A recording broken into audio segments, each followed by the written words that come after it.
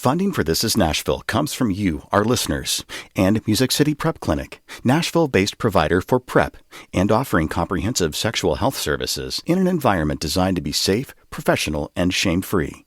Learn more at musiccityprep.org. This is Nashville. I'm Nina Cardona, filling in for Khalil Ekalona.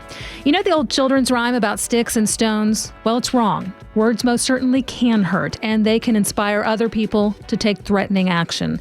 The deadly mass shooting in Buffalo is just the latest example. 10 people were killed while shopping for groceries. The suspect was an 18-year-old white man hyped up on racist ideas. Today, we're taking a look at the impact of fiery and hateful political rhetoric. We'll talk with someone whose own community was targeted right here in Middle Tennessee, and we'll discuss what can be done about it. But first, there's no easy way to get the news that your landlord plans to tear down your home. And when you're not making much money in a city where housing prices are skyrocketing, where do you go? That's the question for the former residents of East Nashville's River Chase Apartments, which was recently purchased by developers. WPLN reporter Ambrielle Crutchfield has been digging into how people have navigated the process, and the first installment of her three-part series, Displaced, airs tomorrow morning here on WPLN News. Thanks for joining us, Ambrielle. Thank you, Nina. Let's start off with a little context. Where is River Chase, and how is that area changing? Yeah, so if you're sitting on I-24 and you're like downtown, skyline is next to you to the left, to your right is going to be, or to the east of the river is going to be the River Chase Apartments. They're colorful, so you maybe seen like the red, green, yellow buildings. Behind it is like Salvation Army. Maybe you've seen the Buffalo on that side of the east. But the area is changing quite a bit. I mean, we've all been talking about what could happen with the Nissan Titan Stadium and its own facelift that it could get. To the left of that is also like where Oracle is going to be in the East Bank development. So a lot of new development's going to come in and change that area. So how did you find this story specifically about these apartments? And how did you get started on that reporting? Yeah, so it's interesting. About a year ago, so late last summer, I was actually doing some reporting and looking into the Berkshire Place apartments in Inglewood, which is in East Nashville as well, but deeper in. And I was hearing a lot of similar things that I heard with River Chase. I actually found out about River Chase because I was talking to the organizers with PATH, and they were just telling me like, hey, like these apartments are deteriorated so bad that they need to be demolished. And then they were like, you should come to this community meeting we're going to have that'll talk about what's going to come, but also like let residents know what's going to happen and, you know, some services that'll be offered to them so they can transition smoothly. And when I went, I was able to talk to some residents and get a sense of things. And I just heard so many similarities in things that we were talking about as a city, that problems we were having. Now, specifically, you talked with one River Chase resident, Sonia, who described some pretty terrible living conditions. Well, let's listen to what she described. But it's bad. You know, the maintenance, they couldn't keep a maintenance man. They've had them. But so much is wrong with the apartments. I have, where my tub is at, there's a big hole and stuff coming off the sheetrock coming off the wall. You know, I mean, it's just, don't get me wrong now. There's other stuff wrong, but like I was without a bathroom sink, running water for a year and a half. Yeah, I mean, I just got a new front door when Section 8 was getting ready to inspect because the whole bottom was rusted out. I got cats because I had so many mice, and then they want to charge me a pet fee. I wouldn't have gotten the cats if one night I caught 14 mice. I ended up going to bed because I was so tired. 14 mice in one night. What other problems did you hear about? Yeah, and one thing I do want to note, when I was standing outside of Sonia's apartment, like if you looked up, you know, she lived on the bottom floor, but above her, I could see like the railing of where you walk over it. So it's very interesting that like that is just exposed and you could just see that in plain sight. But outside of that, you know, like she mentioned, crime is a really big thing. I know Freeman Webb, the current property management company, said that they really had to tailor a lot of their incoming process because crime was bad in the area. I've heard of water leaks in living rooms, broken AC, even like problems with people's freezers going out, which of course impacts your ability to store food, and all that food is wasted. And one of the people you'll hear from, Virginia Holland, in her story tomorrow, she talks about how like her window would blow in if the wind is blowing too hard.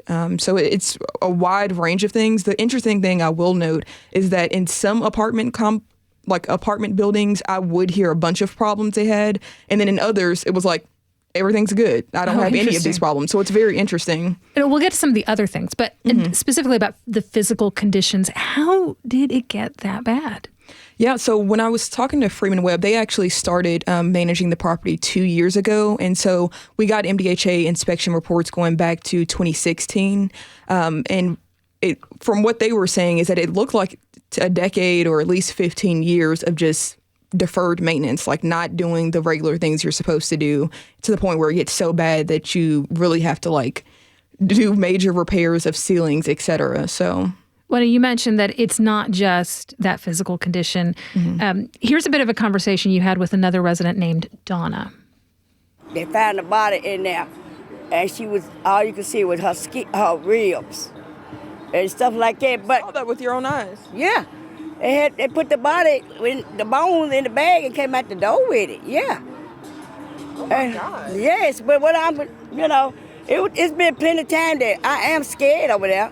Because every time around they shooting, it's been plenty of time we don't stand on our porch and bullets are so close that that's how bad it really was over here. Well, I would think everyone could agree something had to be done. But what's the solution the property owners came up with? Yeah, so the current property owners, they actually just purchased it, the property and the land at the end of last year. So their plan is to move all the residents out. So right now, like residents are getting help with their deposits and move out fees, et cetera. And then they're going to demolish the apartment complex because it's to the point where it can't be preserved. And it's really important to note that because as much as we talk about like needing affordable units and needing to create it, we also need to be preserving it. And so this is an example of us losing something. But in this case, they're going to be bringing it back in a mixed use development. So there will be apartments and they will incorporate more affordable units than are currently at River Chase, which is nice. And then it'll also be like retail space, green space, et cetera.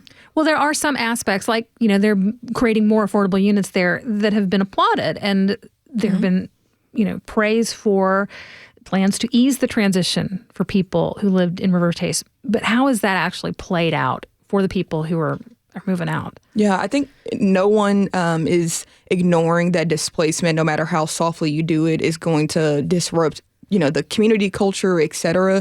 And also it's, a lot of people there maybe rely on the bus or have family nearby that's supporting them. So that is, no one's like erasing that's going to be a really negative impact. Right now, the last day that people are supposed to be moving out is at the end of this month. So we're like in the last 5 days or so of May. I was just talking to Path yesterday and they were saying we have some people that are waiting to hear back from apartments and can't move till June 15th. The developer has said that the current property owner has said that they're going to wait and make sure that people are able to be moved, but they can't wait forever. So there is no set deadline of when that people are going to be forced out or what that's going to look like. So it's a very unsettling thing for people that are still trying to figure out where they're going. Yeah. So right now they're having to figure out where am I just going to be, tomorrow in order to get out of this place because all these changes are happening. When they look long term, will those former residents be able to move back into those new affordable units? Yeah, so they'll have 2 years to be able to decide if they want to return or not. There's like a whole legacy resident program and a little bit of criteria that they're going to have to meet to be able to come back. But they will be able to come back if they want to. But in most cases, it's important to note, the housing expert I talked to said most people don't come back. Like right now, people are like, what am I going to do right now? Not in 2 or 3 years once this is done. What is the main thing that you're really hearing from people, the emotion that they're expressing to you about kind of the situation that they're finding themselves in right now?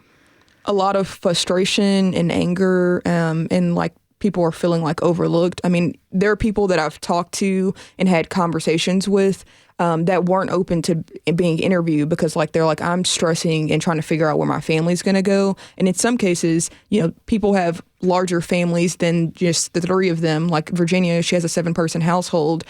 she's like, how am I going to find a 3 or 4 bedroom house if I've been looking for this since 2018? Like, how's this suddenly going to come available? So it's a lot of frustration in general. What's the next step? The next step is right now the developer is negotiating with Stand Up Nashville to do a community benefits agreement. The rezoning for the property, which would be able for them to be able to deliver on what they want to do as a plan, is delayed until after the city is done with the budget. So right now we're kind of in a holding pattern of what is it going to look like for residents to find new houses, what's going to happen with that community benefits agreement. So your series begins tomorrow. You have been investigating this for quite a while, I know. What can listeners expect to hear in the first episode? In the first one, you can expect to hear from Virginia about the one thing that she really enjoys about River Chase, and then all the things that have kind of been failed as far as like not helping her be able to enjoy the space she's in. And we will keep hearing from Virginia and the different ways that housing has impacted her life.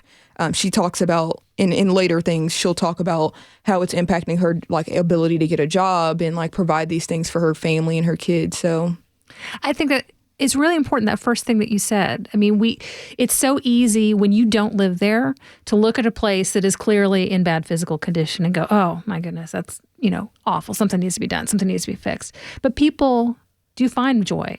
Mm-hmm. And they find things that they enjoy in these communities and in these places. And people are having real lives of importance in these places. What drives you to keep working on this investigation? I mean, the people that I meet, I think for me, as someone that is housing secure, it's so important to understand how housing literally is the basis for everything, like how you're able to get to work or have fun or anything you're able to do. So I think that's what I'm always trying to emphasize, is that how much that shapes your options and what you think is possible is just like what's stable or not stable with your housing. But I've met some really awesome people. Miss Donna, I went and hung out with her and her grandkids. They go over there every weekend and they play volleyball together out front. So there is a lot of joy that they also have with each other and just like finding ways to have fun with whatever constraints are around them. Ambrielle Crutchfield has produced a 3-part investigation into how things got so bad for the people kicked out of the River Chase apartments. The first installment of the series, Displaced, airs tomorrow morning during a morning edition here on 90.3 WPLN News. Ambrielle, thanks for joining us. Thanks, Nina. After the break, we'll talk about how the racist mass shooting in Buffalo is hitting home here in Nashville and Middle Tennessee. How has the tragedy resonated for you? When do you think speech turns dangerous? Tweet us at This Is Nashville. We'll be right back.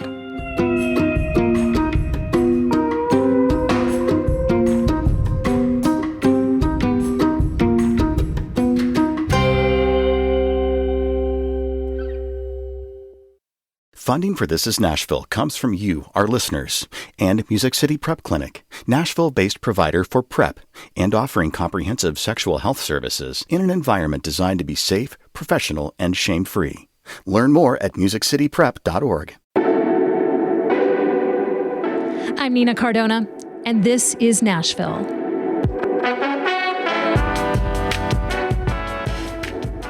Ten people were killed in a Buffalo grocery store earlier this month. The suspect wrote pages and pages of racist screed before he took action. That's how we know he was targeting black people based on the racist idea that white folks are being systematically replaced. It is an unfounded conspiracy theory, and it's showing up more and more in political discussion. The effects of the shooting have reverberated across the country, including here in Middle Tennessee, where the political climate is as charged as ever. A Southern Poverty Law Center report released in March said our state is home to nearly 30 active hate groups, more per capita than any neighboring state. That number is actually down from previous years, but for a disturbing reason. Hate has become increasingly mainstream. What is the role of rhetoric from our elected leaders and others in creating or calming this kind of environment? To talk more about this, I'd like to bring in my first guests. Sophie Bjerk-James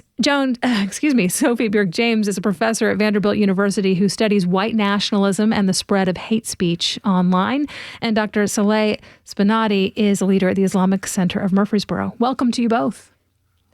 Happy to be here. We reached out to Sonia Turner, Executive Director of Nashville Propel, a parents' educational advocacy group that focuses on supporting Black and brown students. She wasn't able to join us live today, so we recorded a conversation with her yesterday. We asked her how the aftermath of the Buffalo shooting is resonating for her communities. I mean, it's very sad thing. And we often talk about color because it's important.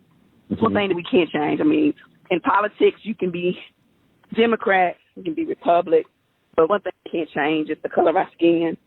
And I think what we have to do is make sure that we're being very transparent and having these conversations. And the more that we subliminally try to hide behind rhetoric, the more harm it's going to, cause for children. We just recently had a child who had a parent in our organization whose child was called the N-word. This is a fifth grader. So in the fifth grade, this little girl experienced her first encounter with racism. And that's something you never forget. And, we're constantly reminded that there's so much progress that needs to be made. We're not out of the woods yet. And, the more we ignore it, it gives people opportunity and gives them boldness to be racist and to use rhetoric that is harmful, not only to Black and brown children, but when you think about it, children are innocent. So we're even talking about white children, right? They shouldn't be subjected in their homes to those type of things, or in their schools to those type of things. So let's talk about the ripple effects. What are the effects when talk turns hateful? Saleh, I'd like to start with you. Your religious community has been the direct target of an array of hateful speech and actions. How did people react when you started to build a mosque in Murfreesboro? So let's take a moment here now, Sophie. What do you see in the current political conversation that's fueling anger and violence? Yeah, unfortunately, it's a vast problem.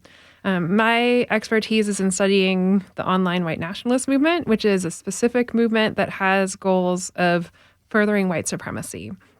And they have worked over the past 40 years to try to expand and expand their rhetoric to more people and make racist ideas more the norm.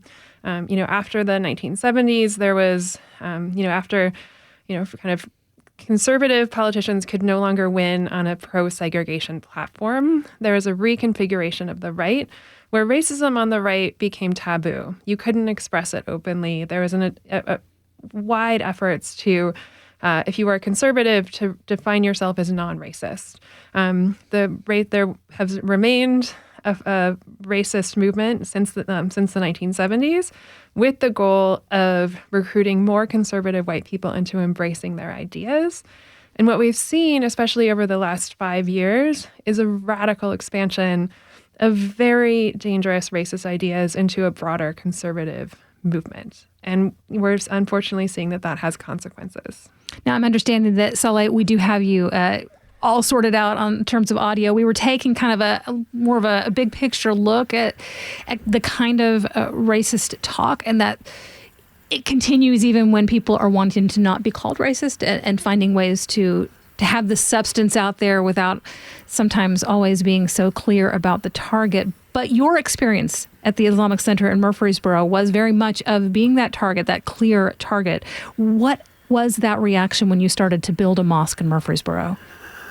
Well, thank you for having me, first of all, and sorry about the technical problem. But in short, basically about 12 years ago, when we got our permit to build our own center, we were faced with a great deal of opposition that comes from a variety of directions, from politicians who were running for Congress, from general public, from even school administrators and things like that.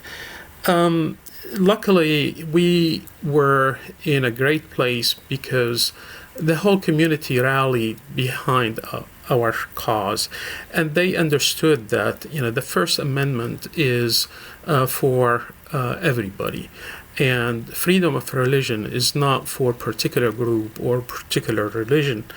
So we formed many coalitions with local churches, synagogues, and so on and so forth.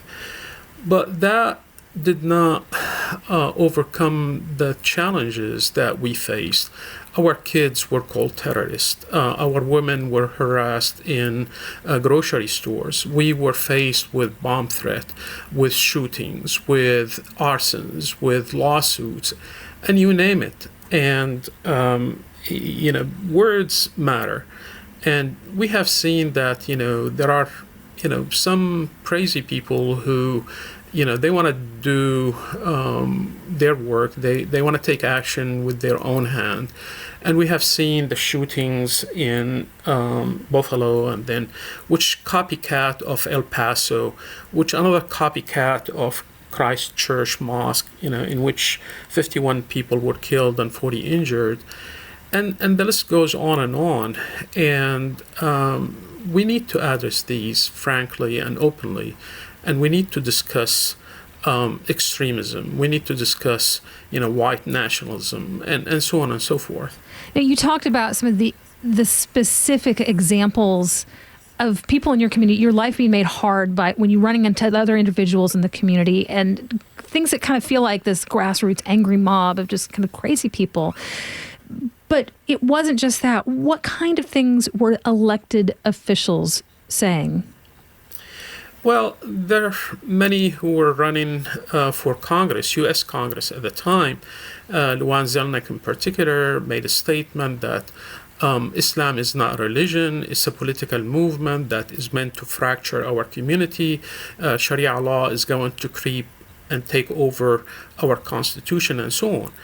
And there are many public officials that were elected actually, and they're now serving in office that made similar statements or even more hurtful statements, or even went further to introduce legislations, anti-Sharia bill, and so on and so forth.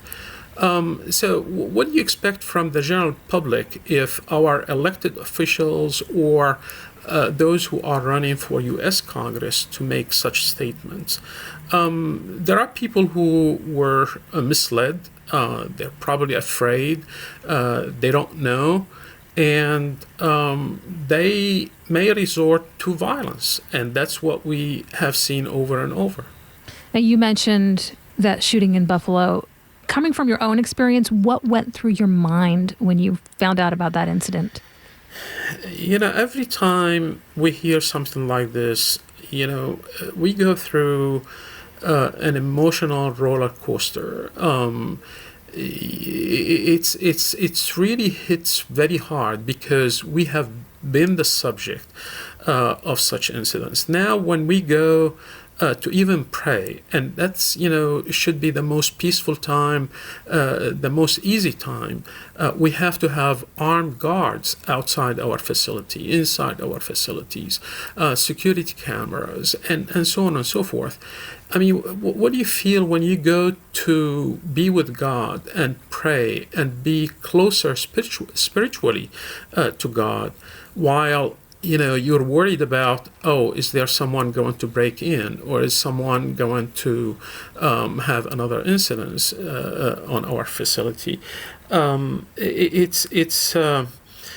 I cannot describe it in words when you are subject of fear. I left my country 40 years ago. I was born and raised in Damascus, Syria, because of my freedom. I want to feel at peace. I want to feel the freedom. I want to feel, everything America has to offer. And that yet, we as community are subjected to these over and over and over again. It just is sad to see that in the 21st century in the United States of America, which is a beacon for freedom and liberty. If you're just tuning in, this is Nashville, and I'm Nina Cardona, filling in for your host, Khalil Ekalona. How has the Buffalo shooting resonated for you? What do you think speech turns dangerous? Tweet us at This Is Nashville. We're talking with Vanderbilt professor Sophie Bjork-James and Dr. Saleh Espenadi from the Islamic Center of Murfreesboro about the impact of hateful rhetoric.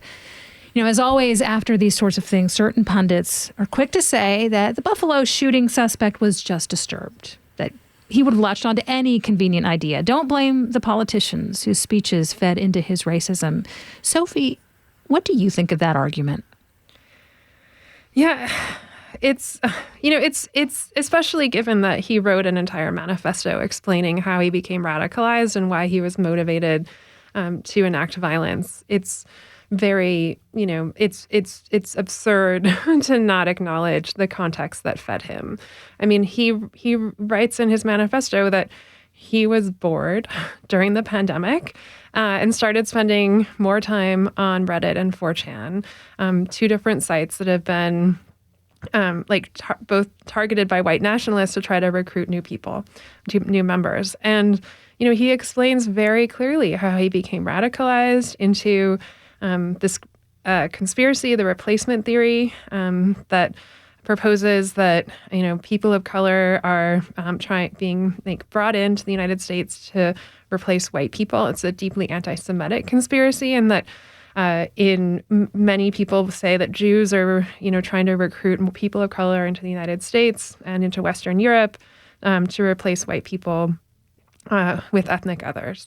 The shooter was very clear about this, that he was pretty apolitical.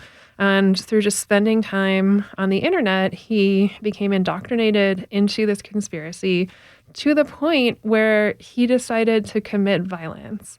That's very clear. I mean, I've studied the online white nationalist movement for, over 15 years. And as a researcher, it's very disturbing because it's almost like, I feel like I'm almost studying like landmines, like recognizing that there's landmines in our infrastructure, in their digital infrastructure that are gonna go off at some point, right? And, that they get when politicians, use similar racist language and framing, it draws more people to them.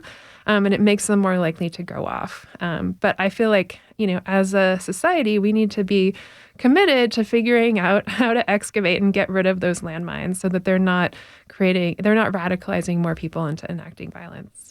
Saleh, what is your reaction when you hear people try to argue something like, well, rhetoric is one thing, violence is another, so just don't conflate the two? How do you respond? Well, I mean, this is typical of people claiming, First Amendment and so on. But they need to understand that their words can resonate with somebody who would go into the furthest corner of the internet to be radicalized or to adopt ideas that, violence is the way. And we have seen it happen over and over and over. People need to be responsible for their words as well as their actions. So we look at our politicians to give us hope and solutions. And unfortunately nowadays, we have seen many politicians who want to deviate from real problems, real issues that we face as a society, and talk about issues that may not affect us directly, and deviate from these real problems. So what they do, they find a scapegoat, and whether minorities, whether immigrants, whether you name it. And that, comes with a big price tags, and we have seen it over and over, which is basically violence against minority. When officials started to call the coronavirus the China virus, basically we have seen a spike in violence against Asians. When we have seen, for example, our public officials talking about whether Muslim bans and so on, we have seen spike against Muslims. So there is a direct correlation between what they say and the spike that we see in violence and in action against minorities. So they cannot escape the fact. If we were all in one room together, Saleh, you would be seeing Sophie's head nodding yes in agreement with so much of what you say. I have another question for you, Saleh. How would you like to see the community respond when they come across a message that's fueled by anger and that pits groups against each other? Luckily, we are in a very, very nice community.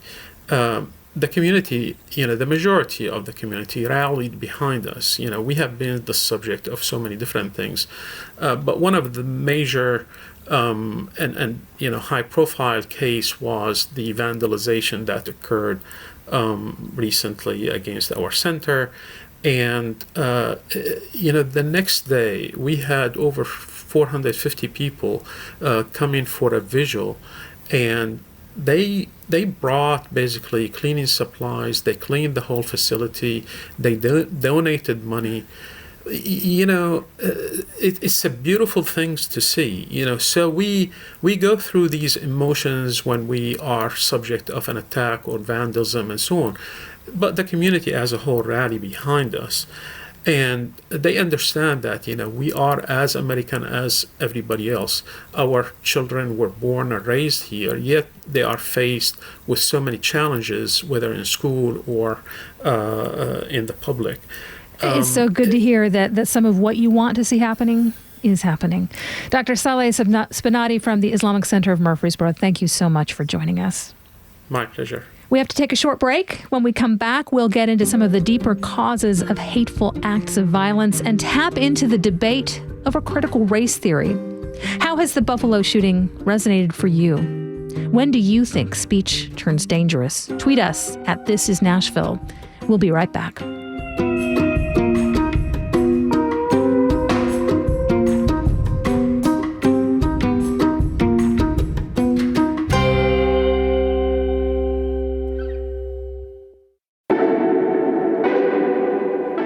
I'm Nina Cardona, and this is Nashville. We're talking this hour about hateful rhetoric and its deadly consequences. Joining me now is Dr. Cesare Warren, a professor at Vanderbilt University who teaches critical race theory. Cesare, welcome to the show. Hope we have you there, Cesare. One place where people are really trying to exert control over speech lately is the public school classroom. In particular, critical race theory has become a lightning rod. Cesare, when we talk about lessons in elementary or middle school, does critical race theory actually come into play? Hi, thank you for the invitation. And the quick answer is no. Okay. Not in the ways that those of us who studied it at the graduate school level, the ways that we understand it and study it, no. So let's back up a little bit then. What is critical race theory? Critical race theory is a set of intellectual perspectives that originate in critical legal studies, where scholars are attempting to understand and isolate race as a heuristic or analytic for explaining various forms of social inequality. Why do you think it has been such a focus lately? I think that I think Sophie sort of spoke to it a little earlier, around just scare tactics and the ways that we use rhetorics to stoke fear and to get people riled up about an issue that at the end of the day, many folks are not reading and studying. People will mention the language of critical race theory. Race in this country has historically always been sort of taboo. And so this was an opportunity to sort of spotlight a thing. But this is also, 30 years ago, a similar thing happened, at Harvard with one of the originators of critical race theory. And so I think it's a thing that folks are using in the mainstream to draw attention and get people motivated in the wrong direction. Sophie Bjerk-James is still with us. She is also a professor at Vanderbilt. She studies white nationalism and the spread of hate speech online. And Sophie, I'm interested in your perspective here. What do you think is fueling this focus on critical race theory?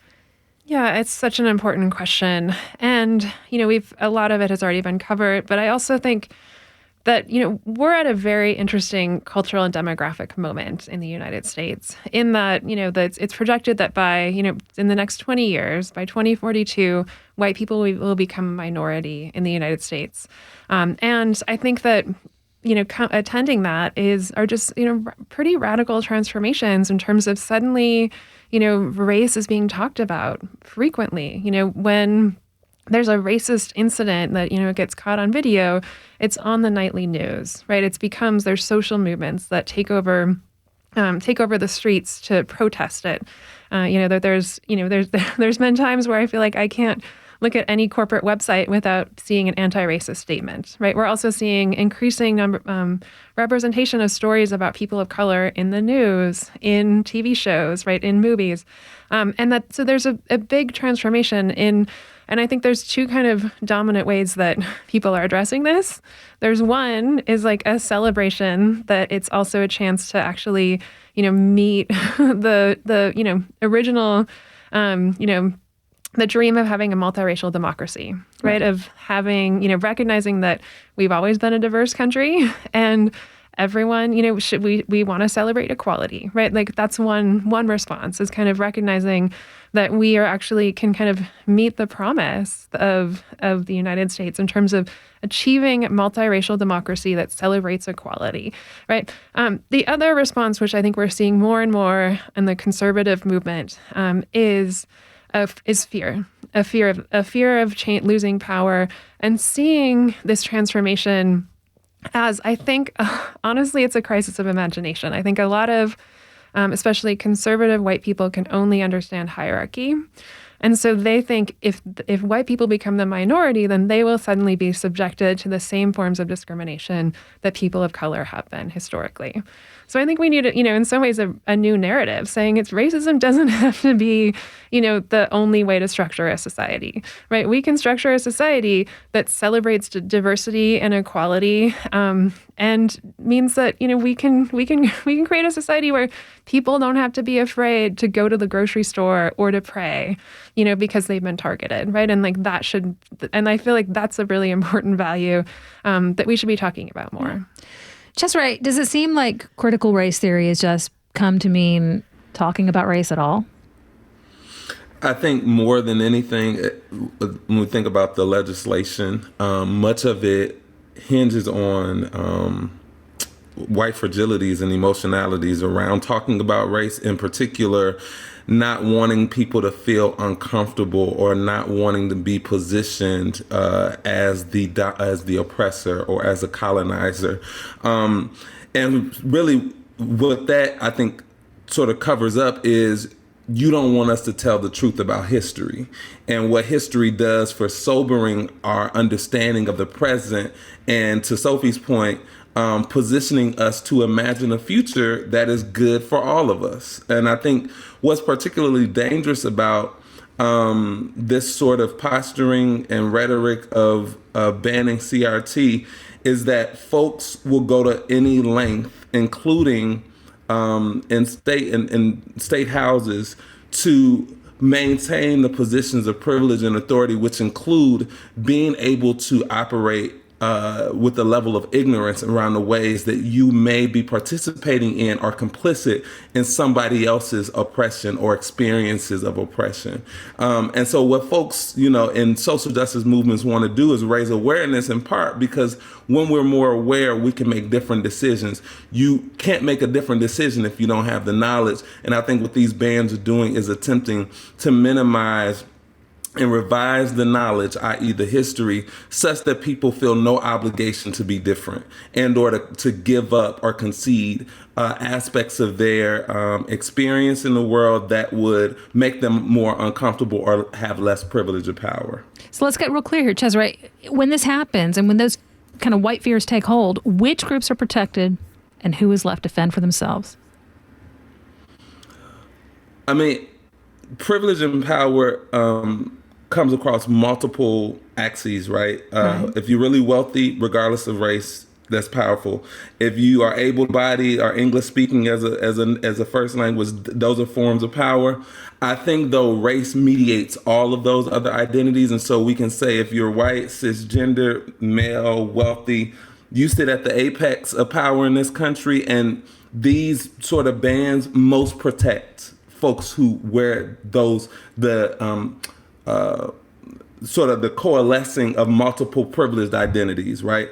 And then to maintain such identities, then you need to not care as much about Black people or about Muslim people or about gay people. I mean, we can't concede too much power to these groups, because that means that as a white man, a wealthy white man who's only known privilege in this country, that means I have less access to opportunity.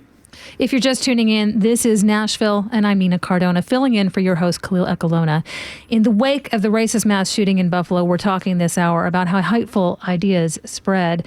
We've got a tweet from Jeans Ryan, who says, speech is not protected when it is inciting violence, but questions how exactly that's enforced. Like, is that really the case? Cesare, your thoughts? Can speech incite violence? This person says speech is not protected when it is inciting violence, but questions how that can be enforced. Yeah, I mean, I think it's really tough. I think we've been having lots of conversations, at least on university campuses in the last 5 years, around the topic of free speech. And my stance is simply this: everyone gets to believe whatever you want to believe.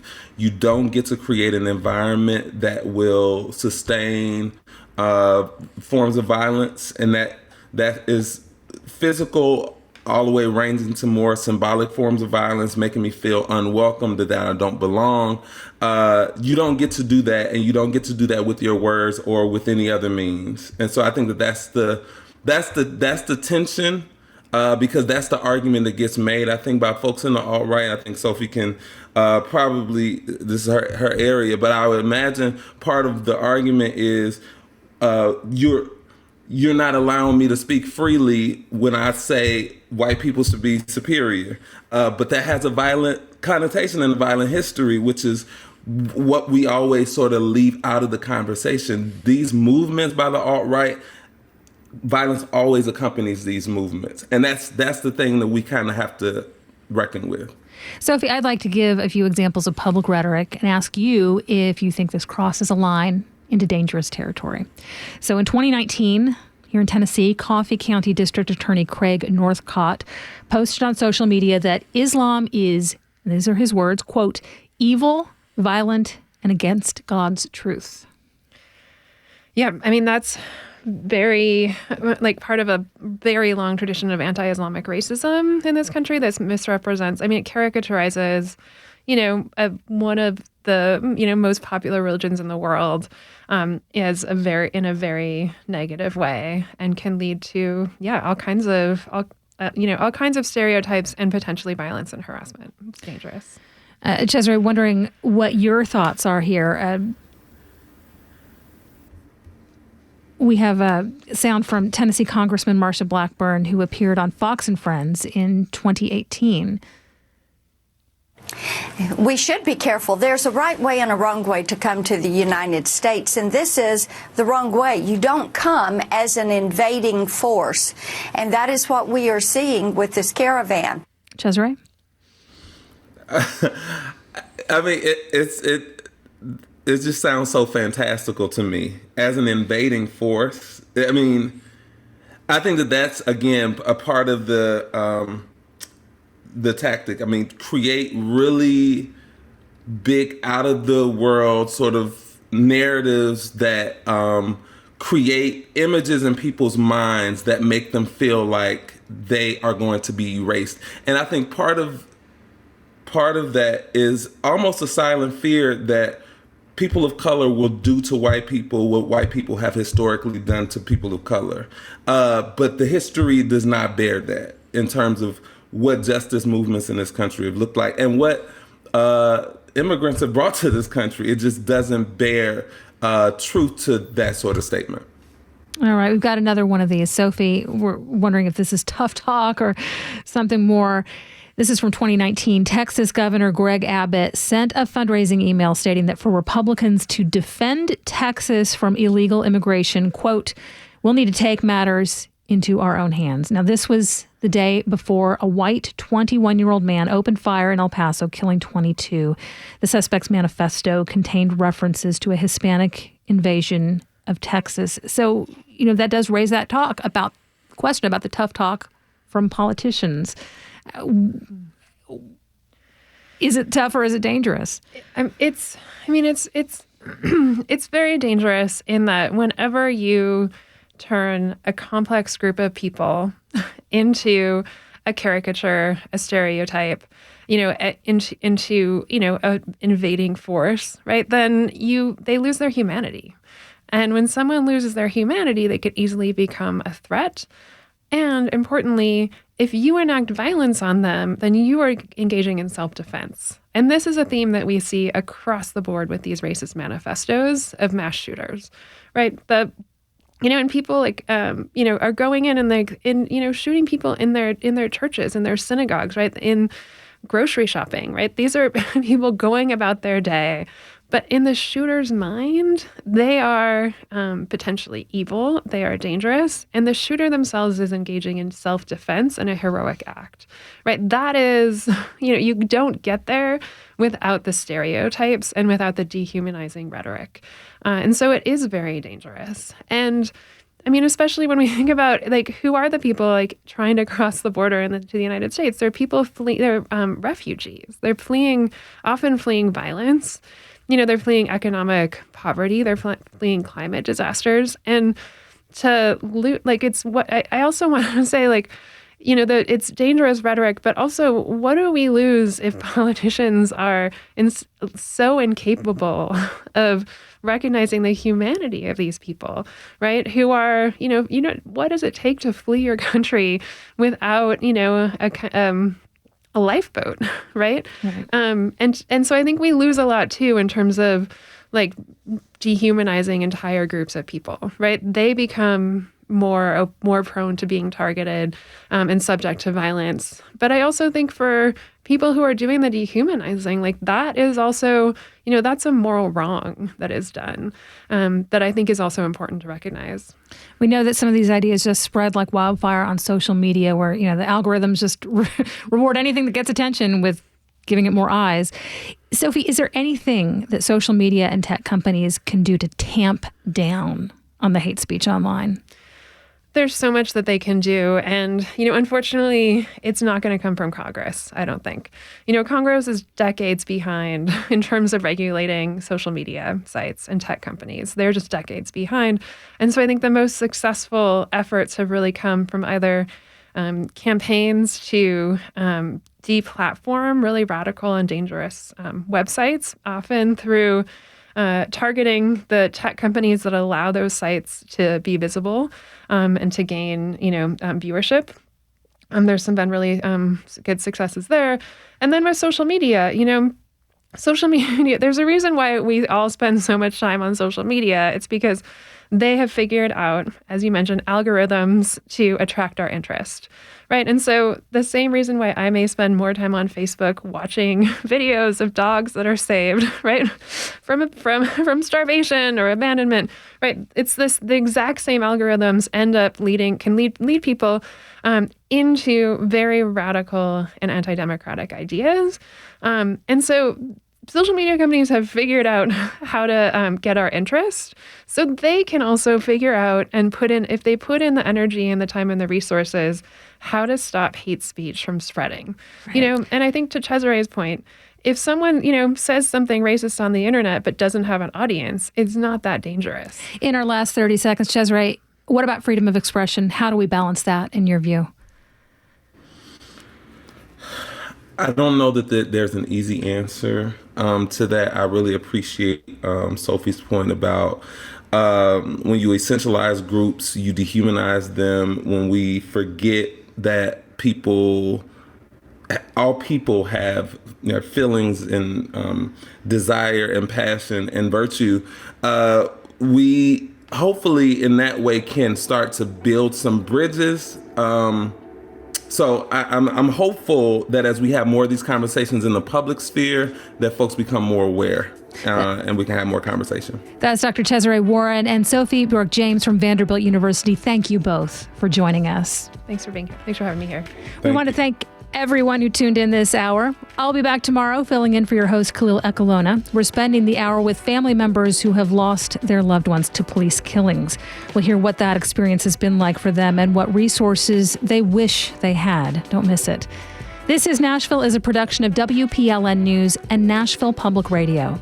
Listen back at thisisnashville.org or wherever you get your podcasts. Our producers are Steve Harush, Rose Gilbert, and Tasha A.F. Lemley. Our digital lead is Anna Gallegos-Cannon. Michaela Elias is our technical director. Our executive producer is Andrea Tudhope. The masterminds behind our theme music are Larange and Namir Blade. Special thanks to Dr. Ebony McGee and Visha Hawkins. The conversation doesn't end here. Tweet us at This Is Nashville. Find us on Facebook and Instagram, and tell us what you want from our show by filling out our quick survey online. This is Nashville. I'm Nina Cardona. We'll see you tomorrow, everybody.